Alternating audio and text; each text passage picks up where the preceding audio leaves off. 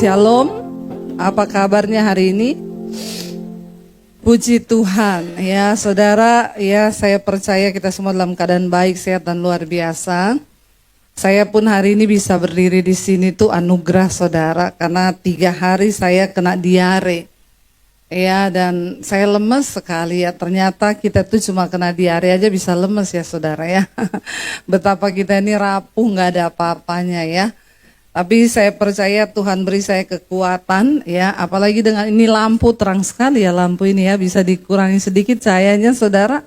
Ya karena memang ya untuk kebutuhan kamera, tapi ya jadi saya bisa lihat mukanya jemaat di sini. Shalom Bapak Ibu, ya apa kabarnya?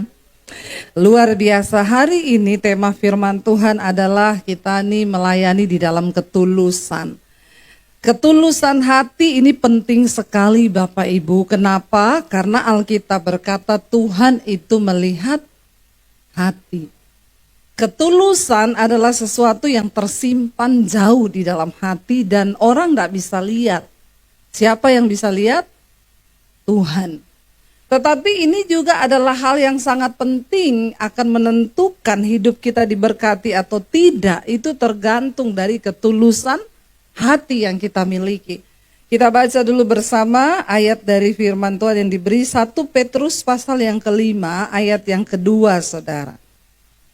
1 Petrus pasal yang kelima ayat yang kedua. Kita baca di sana firman Tuhan berkata 1, 2, 3. Gembalakanlah kawanan domba Allah yang ada padamu, jangan dengan paksa tetapi dengan sukarela, sesuai dengan kehendak Allah, dan jangan karena mencari keuntungan tetapi dengan pengabdian diri. Ini surat Petrus ya kepada rekan-rekan sepelayanannya. Dikatakan kita harus melayani dengan hati yang tulus saudara.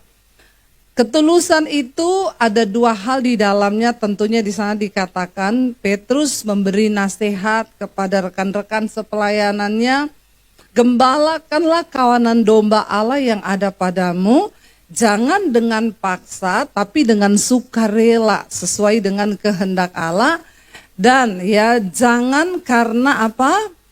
Mencari keuntungan tetapi dengan pengabdian diri. Saudara, orang yang tulus itu pasti tidak mau mencari keuntungan. Dan ini bukan hanya berlaku bagi hamba-hamba Tuhan atau orang yang melayani Tuhan, tapi kita semua yang ada di tempat ini. Ya, orang yang tulus itu tentunya pertama dia tidak selalu mau mencari keuntungan. Kenapa sebuah pernikahan juga bisa gagal bahkan berakhir dalam sebuah perceraian? Karena suami sukanya mencari untung, istri juga suka mencari untung. Kalau dalam sebuah pernikahan suami cari untung dari istri, istri cari untung dari suami, yang terjadi apa dalam rumah tangga itu? Ya, tidak ada lagi ketulusan. Amin Bapak Ibu. Ya, istri melakukan sesuatu, ya kalau saya lakukan ini saya untungnya apa? Layani kamu, enak aja ya. Maka ada satu tayangan saya lihat saudara.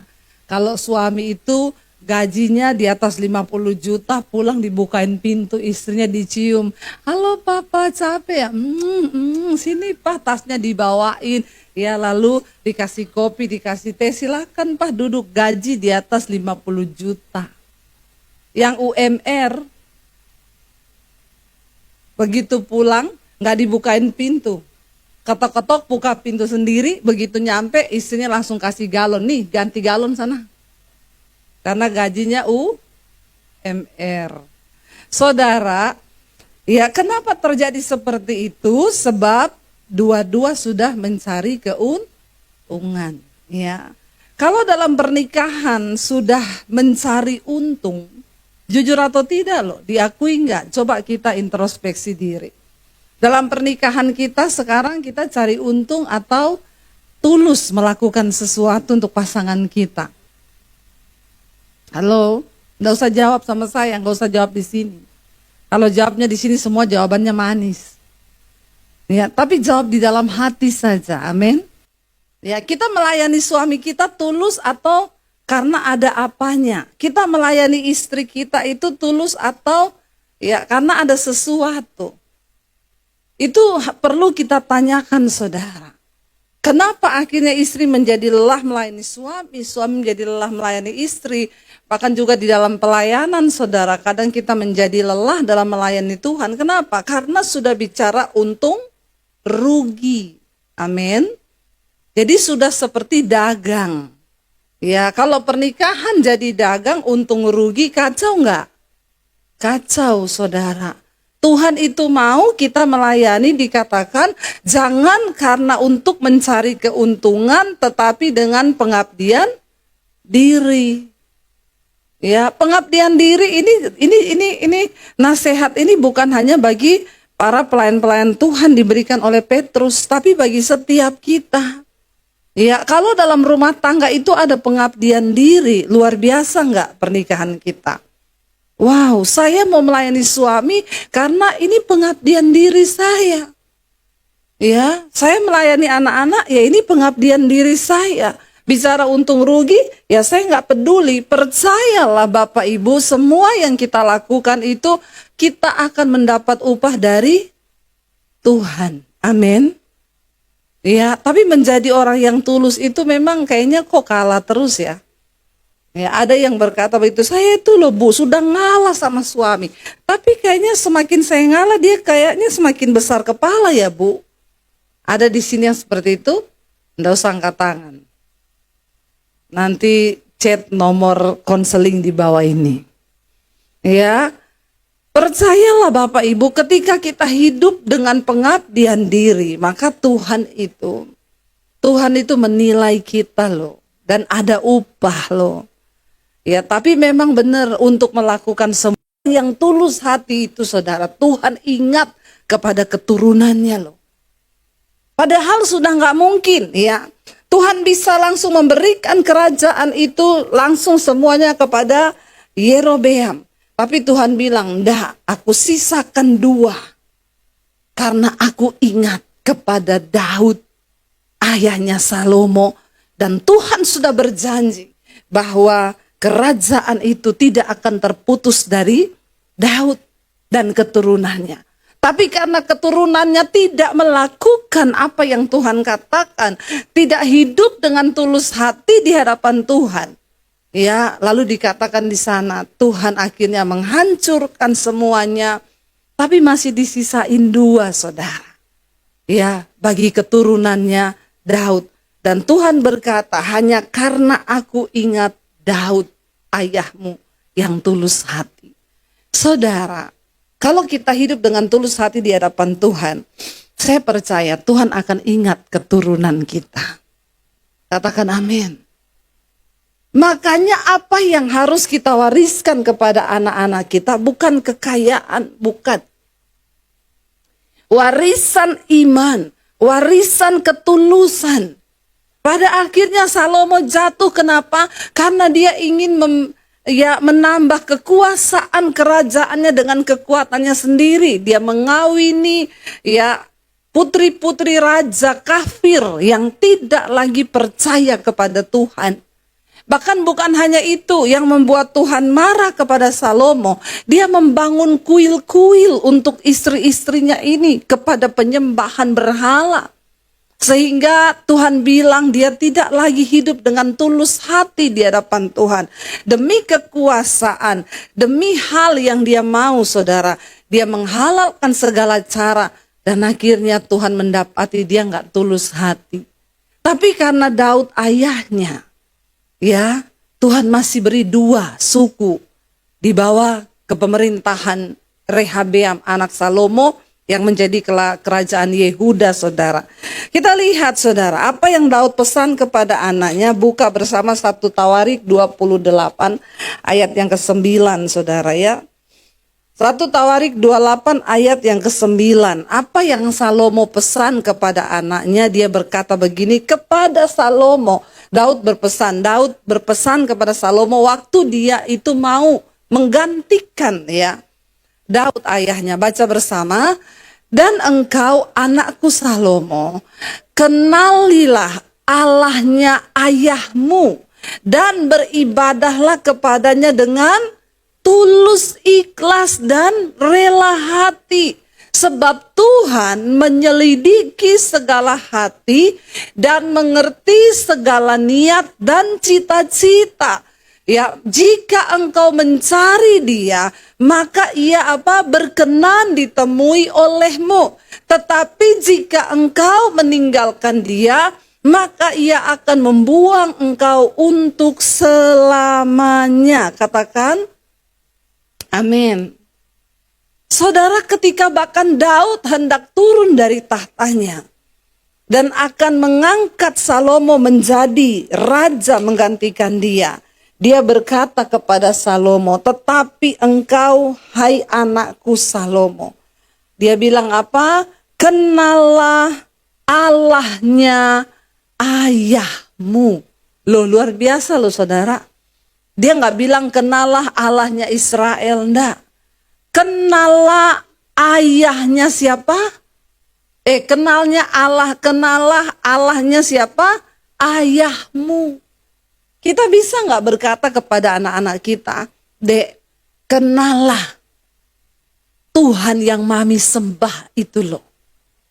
Kenallah Tuhan yang papi sembah itu loh.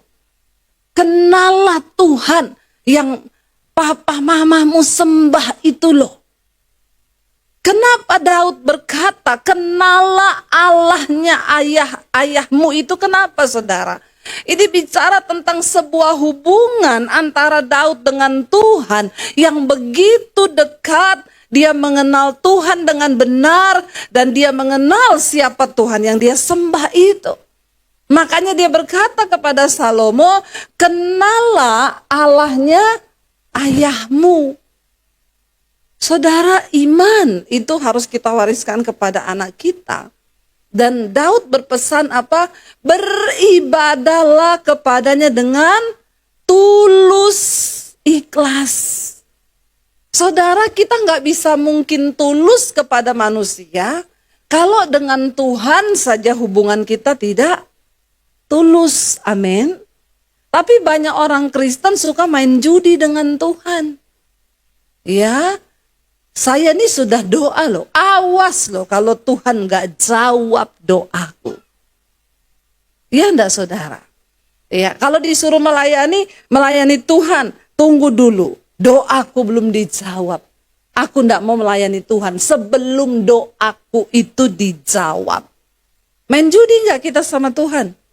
Ya, kita lupa bahwa nafas hidup yang kita hirup ini adalah pemberian Tuhan. Engkau bisa napas, engkau bisa berjalan, keadaanmu bisa baik-baik saja, itu semua karena Tuhan.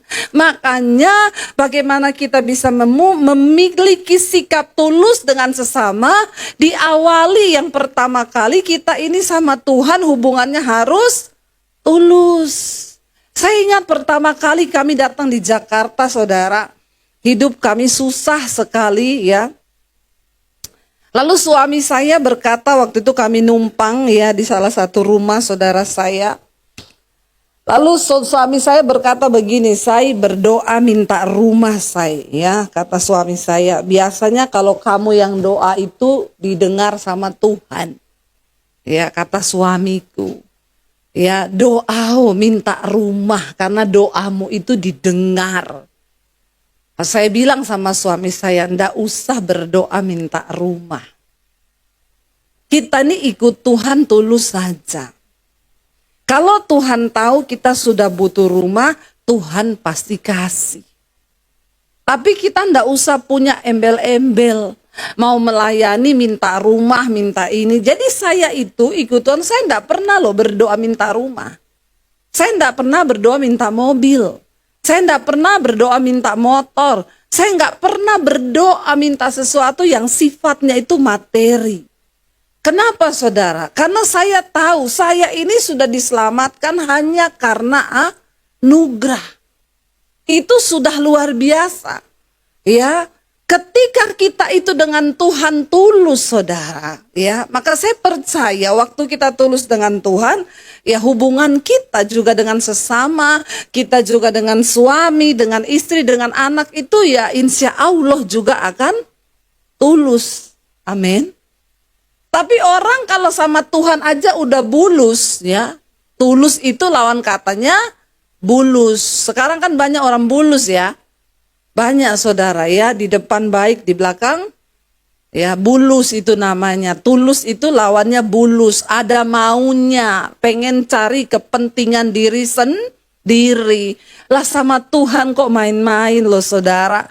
Ngapain kita nih bulus-bulus? Tuhan itu melihat hati. Daud bilang, kamu harus beribadah kepada Tuhan dengan tulus, ikhlas, dan rela hati. Orang tulus itu selalu rela hati.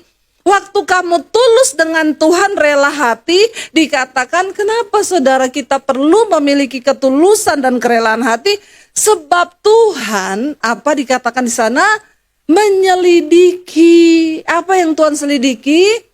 Segala hati dan mengerti segala niat. Amin. Tuhan tahu nggak niat yang ada di hati kita sekarang? Tahu. Ya. Jadi kita nih nggak usah bulus-bulus. Karena Tuhan mengerti segala niat yang ada di dalam hati kita. Niat kita tuh apa? Makanya saya selalu berkata dulu sama Tuhan tuh nggak usah pencitraan, saudara. Percuma. Engkau mau diberkati, tulus cintai Tuhan, tulus melayani Tuhan, bukan karena ada niat, mau cari muka, mau cari nama. Ya udah punya muka masih rempong cari muka. Heran gak sama orang Kristen itu? Mau taruh di mana lagi tuh muka? Ha? Sudah punya muka besarnya segini, masih suka-suka cari muka sama orang. Ya, udah gitu cari muka jatuhkan orang lain lagi. Heboh gak, saudara? Hei, percuma. Dengar baik-baik. Ayat ini berkata, Daud mengingatkan anaknya Salomo, kenapa engkau harus beribadah kepada Tuhan dengan tulus, ikhlas, dan rela hati? Sebab Tuhan menyelidiki segala hati, mengerti segala niat dan cita-cita. Ya, maka engkau, ya, ketika engkau sungguh-sungguh mencari Tuhan, dia bilang, maka ia akan memberkati engkau, berkenan ditemui olehmu. Ketika engkau mencari dia, Tuhan berkenan ditemui olehmu. Saudara, apa yang paling membuat hidup kita bahagia? Waktu kita berdoa, Tuhan berkenan untuk ditemui. Amin. Tapi orang Kristen itu banyak merasa aman-aman aja. Walaupun doa gak ketemu Tuhan, pokoknya doa dia. Gak tahu ketemunya siapa. Ya, ini penting loh, saudara. Daud pesan kepada Salomo, kalau engkau hidup mencari Tuhan tulus ikhlas, rela hatimu dengan Tuhan, ya Tuhan itu melihat niat hati. Dia tahu semua niat-niat busuk, niat-niat baik. Itu Tuhan tahu loh, saudara, ibu-ibu, bapak-bapak. Engkau punya niat busuk kepada pasanganmu, kepada anakmu, kepada siapa, ingat loh, Tuhan tuh tahu loh, ya. Jangan sampai, ya. Walaupun engkau benci kepada suamimu, jangan sampai, ya, bikin jus dikasih sianida. Ya, ini lagi heboh lagi nih kasus sianida. Ya, ternyata memang banyak sandiwara di dalam dunia ini. Tapi kan percaya toh, waktu hari penghakiman semua akan dibuka. Ya, kasihan loh kalau memang dia nggak bersalah tapi sampai di penjara begitu tuh kan kasihan. Tapi jangan main-main dengan Tuhan loh. Pengadilan Tuhan itu ada. Ada CCTV-nya Tuhan ada. Ya, waktu ditanya, kamu membunuh atau tidak? Tidak. Tuhan bilang, malaikat putar CCTV nomor 5. Toh?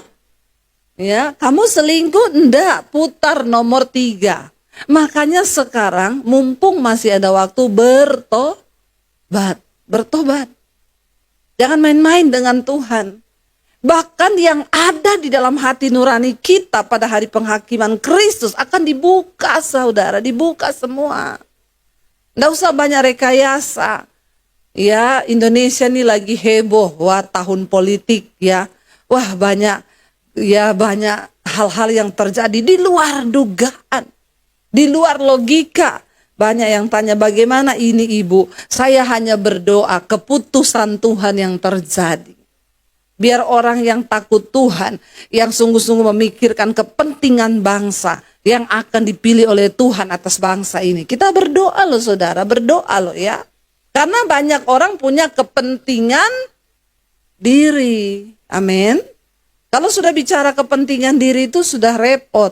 Mau di pemerintah, mau di bangsa, mau di gereja, mau di pelayanan. Kalau semua sudah bicara tentang kepentingan diri, itu ngeri saudara, ngeri. Mari kita melayani Tuhan dengan tulus ikhlas, kata Daud. Dia loh, waktu saya baca ayat ini saya tertemplak loh saudara. Iya ya benar ya. Tuhan menyelidiki segala hati. Dia mengerti segala niat ya dan cita-cita. Dia tahu semua. Makanya anak-anak muda hari ini engkau punya cita-cita apa? Ya Tuhan tuh tahu cita-citamu. Ya kemarin ada yang konseling sama saya, Bu, saya ini punya pacar. Terus tiba-tiba pacar saya ini berubah. Terus ya kami ini orang tua sudah tahu kami pacaran. Terus saya ini kalau konseling begitu ya. Terus kami akhirnya marahan, tidak cocok, kami pisah. Terus ini orang tua saya suruh saya balikan sama dia. Tapi sekarang pacar saya berubah, Bu. Dia nggak mau lagi sama saya. Terus, lah iya Bu, makanya sekarang saya mau tanya bagaimana ini Bu? Sudah berhenti di situ. Ya gampang toh yo. Kamu harus percaya bahwa jodohmu itu ada di tangan Tuhan. Tapi sekarang dia nggak peduli sama saya, nggak pernah telepon, nggak pernah apa, ya biarin aja. Makanya anak muda saya mau bilang kalau pacaran jangan terlanjur dulu. Banyak orang itu nikah karena sudah terlanjur. Akhirnya salah menikah. Masuk dalam pernikahan bukan yang bulan madu tapi bulan racun. Ya saya bilang ya kamu cari Tuhan sekarang. Tapi dia sudah cuek, ya sudah kamu juga cuek, cari Tuhan aja. Apa kamu harus mengemis-ngemis sama dia? Ya kamu harus percaya, disinilah kedaulatan Tuhan. Sebab Tuhan mengerti segala niat, segala hati. Ya jangan sampai kamu berpikir, waduh cinta ditolak, dukun bertindak. Nanti kamu datang sama saya bilang berdoa, berserah sama Tuhan, kamu tidak terima. Terus nanti kamu cari orang pinter. Jangan saudara. Karena Tuhan menyelidiki semua cita-cita, semua niat hati, ya, dan ayo kita tulus mencari Tuhan. Saya bilang bersyukur, berdoa sekarang. Tuhan kalau memang dia jodohku, Tuhan pertemukan. Tapi kalau bukan jodohku, ambil juga dia dari hatiku. Hilangkan itu semua. Ya, biarlah saya hanya mata saya tertuju kepada Tuhan. Kan itu yang benar. Tapi bu, capcay nggak saudara? Capcay loh layani orang begini nih. Karena yang dia mau itu keinginan hatinya, bukan kehendak Tuhan. Saya bilang terus maumu itu apa sekarang? Ya, konseling sama saya itu mau apa supaya kita berdoa tarik dia kembali? Ngapain? Percaya aja bilang Tuhan kalau dia jodohku engkau kembalikan. Kalau bukan ya sudah. Yang harus kamu lakukan sekarang adalah cintai Tuhan dengan tulus hati dan dengan rela hati. Semua itu Tuhan sudah atur saudara. Berkat kita, takarannya sudah ada. Tapi persoalannya sekarang, kita ini mencintai Tuhan dengan tulus hati atau tidak? Kita ini mencintai Tuhan dengan rela hati atau tidak? Waktu kita belajar mengasihi Tuhan dengan rela hati, maka saya percaya saudara kita juga bisa mencintai sesama kita itu dengan rela hati. Orang yang tulus itu gampang saudara. Mau disakiti ya sudah, enggak apa-apa. Mau difitnah, ya sudah juga enggak apa-apa. Sebaik-baiknya kita di luar sana pasti tetap akan ada orang yang menceritakan yang buruk tentang kita.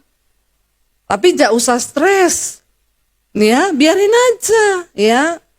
Nggak apa-apa saudara, mau sebaik apapun kita. Dulu saya dulu terganggu loh kalau ada orang menceritakan yang buruk tentang saya. Tapi sekarang saya sadar, oh iya ya kita nih sebaik-baik apapun kita di luar sana selalu ada yang tidak suka sama kita. Tidak semua orang harus suka kita. Yang penting kita punya ketulusan di hadapan Tuhan. Itu yang terpenting. Biarin aja. Waktu engkau punya ketulusan di hadapan Tuhan, Tuhan kok yang angkat hidupmu. Tuhan kok yang akan mempromosikan engkau. Nggak usah cari muka. Nggak perlu menjatuhkan orang lain untuk mendapatkan sesuatu. Tapi cari perkenanan Tuhan. Cintai Tuhan dengan rela hati. Saya pengen kita baca saudara. Mazmur pasal 26. Daud menulis begini. Mazmur 26 ayat 1 dan 2. Kita baca saudara. Daud itu sudah terbukti hatinya tulus di hadapan Tuhan. Artinya apa? Daud mencintai Tuhan dan dia nggak kepengen yang neko-neko.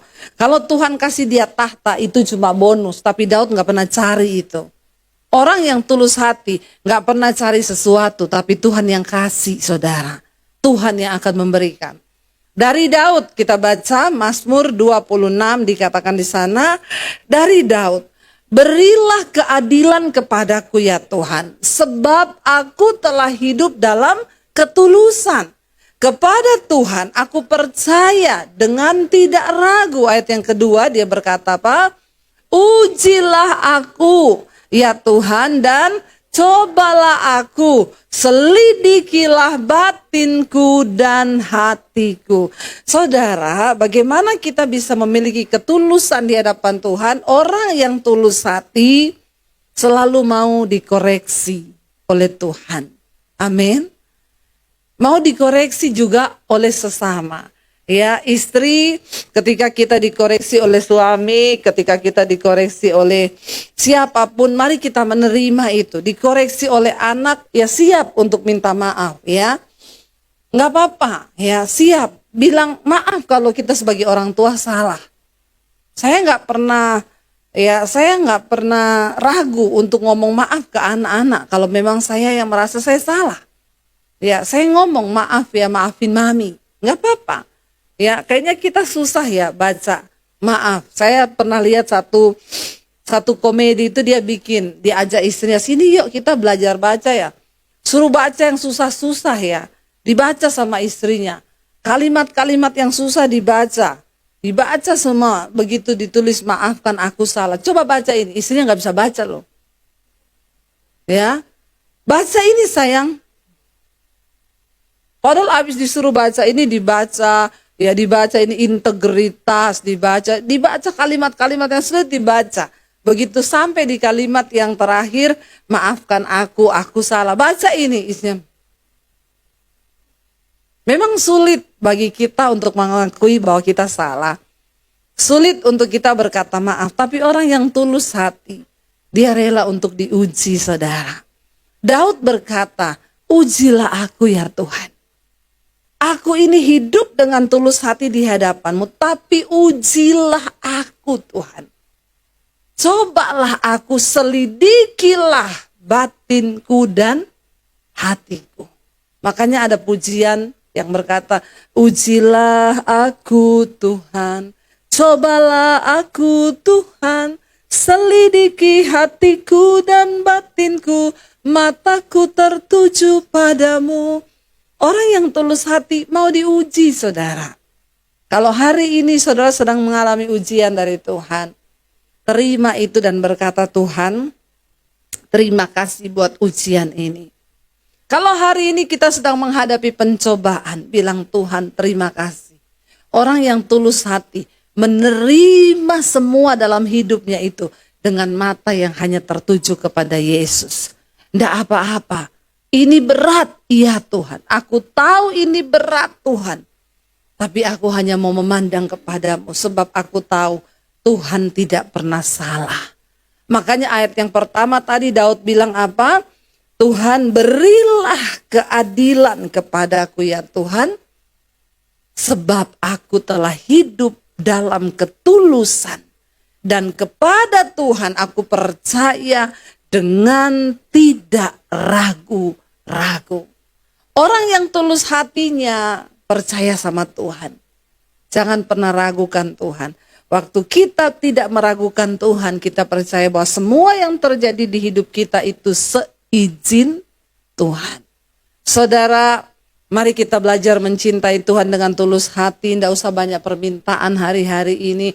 Aku mau gini Tuhan, tapi jawab dulu ini. Aku mau gini Tuhan, tapi berkati dulu. Tuhan, aku mau gini. Tidak usah. Mari kita belajar memiliki ketulusan hati dalam beribadah kepada Tuhan, mengasihi Tuhan. Saya undang para imam musik maju ke depan. Biarlah hari-hari ini saudara, kita mau berkata kepada Tuhan, Tuhan koreksi kami Tuhan. Uji kami Tuhan, kalau ada yang tidak berkenan di hidup kami mau Tuhan bentuk kami menjadi setulus dengan yang Tuhan mau.